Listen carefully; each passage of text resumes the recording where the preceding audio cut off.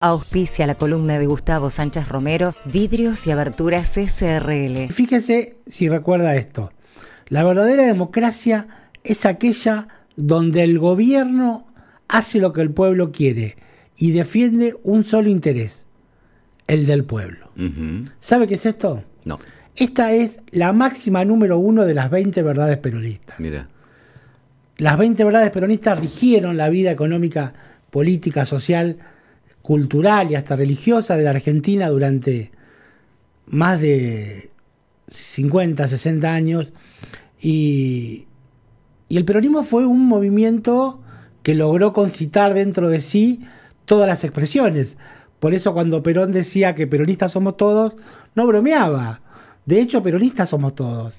Porque a partir de lo que era la doctrina social de la Iglesia y lo que de algún modo fue las bases del laboralismo o de las leyes laborales vinculadas a Mussolini, había logrado concitar el verdadero interés de los pueblos a partir de una doctrina social que brindaba derechos a quienes no lo habían tenido y había logrado contener, concitar a las masas que venían emergiendo, no solamente en Latinoamérica, sino en el mundo, en la primera mitad del siglo XX, que en Argentina tuvieron la primera expresión con Hipólito Yrigoyen y que Perón las capitalizó y las pudo contener a través de la organización y del partido. Perón decía claramente que primero el movimiento. Primera patria, segundo movimiento y por último los hombres. Y claramente era su forma de organizar la vida política argentina.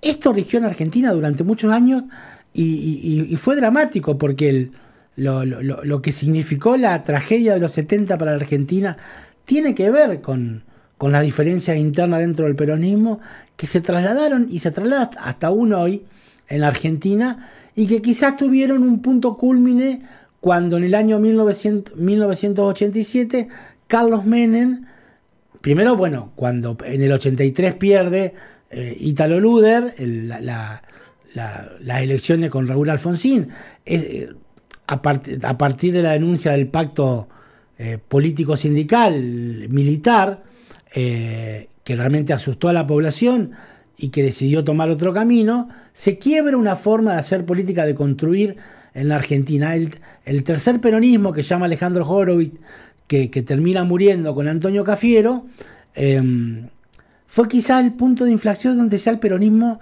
comienza a hacer eso que Julio Gallardo define muy bien como un recuerdo que suma votos, un recuerdo que junta votos.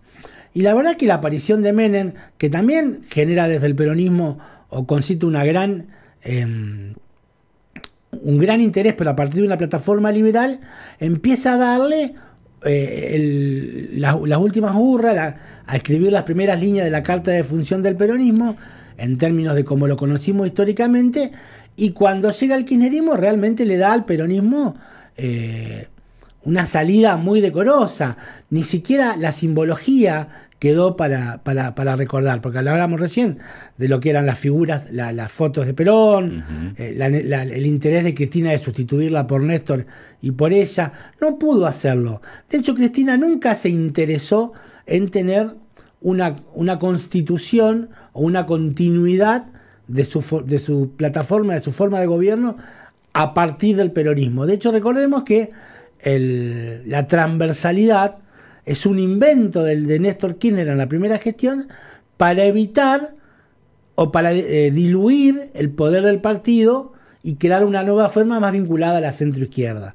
Recordemos que Julio Cleto Cobos era un radical que fue en la fórmula junto a Cristina Kirchner y que logró traer alguna ala progresista del radicalismo, entre los que se incluía Moró, por ejemplo, hasta el hijo de Ricardo Alfonsín, que siempre simpatizó, y la verdad que no le importó demasiado. De hecho, hay que recordar cuando Aníbal Fernández, a la sazón hoy ministro de Seguridad del gobierno de Alberto Fernández, dijo: se puede meter la marchita y el partido en el culo. Claramente lo dijo. A mí me da la sensación de que hoy estamos asistiendo a una rémora, a un triste recuerdo, como quien recuerda algo que ha pasado en el tiempo y que se ha quedado allá a lo lejos. Vemos dos actos hoy. La CGT, que convoca al presidente Alberto Fernández, y mañana algunos movimientos sociales, la Cámpora, con Cristina en el Gran Buenos Aires. Esa es la realidad del peronismo hoy. Un peronismo fragmentado, sin capacidad de los grupos sociales, de los sindicatos que fueron la fuerza que impulsó siempre el peronismo. Hoy tenemos 50% de desocupados, de informalidad, gran parte de los pobres trabajadores sin derechos en los movimientos sociales, y un gremialismo, un sindicalismo muy debilitado y corrupto, donde todas las principales líneas son millonarios. Y tenemos por otro lado un movimiento que se aleja todo lo que puede del peronismo, como es la Cámpora, con una líder que está más preocupada por mantener a los trabajadores sin derecho, mantener esta primera máxima que decía Perón, bien lejos, ¿no? Los objetivos de un pueblo que alcanza derecho bastante lejos, porque a Cristina le conviene y necesita tener un pueblo muy desmovilizado, muy empobrecido, y ese es el peronismo hoy. Una frágil hoja que vuela en el tiempo, sin peso político, sin...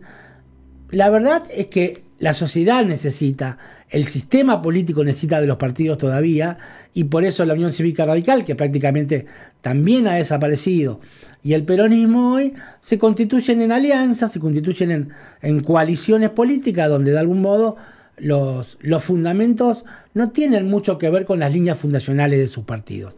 Entonces, hoy asistimos a la descomposición de una forma histórica de hacer política, con gente que insiste en alegorizar, en generar metáforas con respecto al pasado, y donde siguen insistiendo con esto que ya no existe. Sin embargo, todavía moviliza desde la exclusión, moviliza desde la pobreza, desde todo aquello que alguna vez, tanto las líneas del peronismo, de Perón, incluso de algunas expresiones posteriores a la muerte de Perón, intentaron, que hoy están muy lejos. Nunca mejor, la frase de Julio Bárbaro, nunca también creada y ubicada, de que el peronismo es un recuerdo que junta votos. El peronismo sin Perón, 48 años después. Gustavo Sánchez Romero.